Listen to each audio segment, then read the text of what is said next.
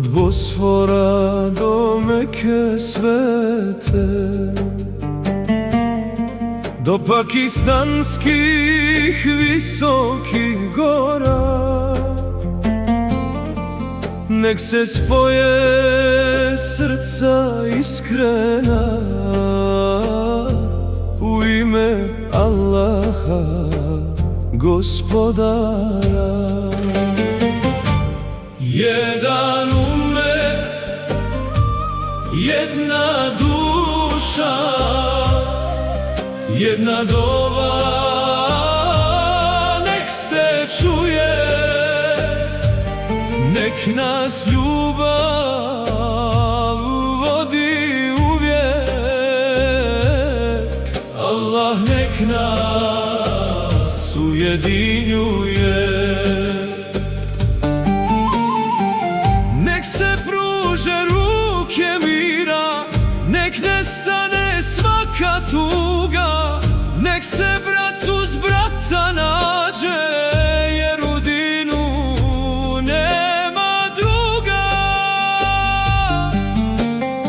Za Palestinu dovučim, da svane dan bez bola i straha, da se djeca s osmijehom bude u pravdi i rahmetu Allaha. Jedan umet, jedna dova, Turska, Arabija, Pakistan,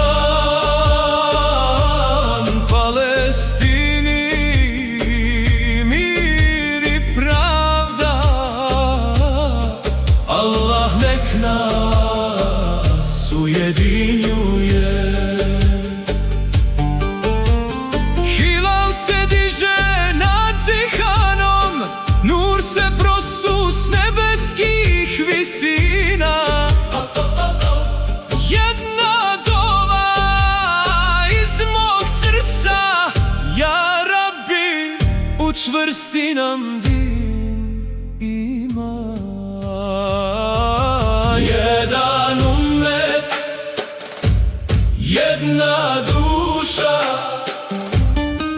jedna dova, nek se čuje. Od Bosfora pa do Meke, Allah nek nas ujedinjuje.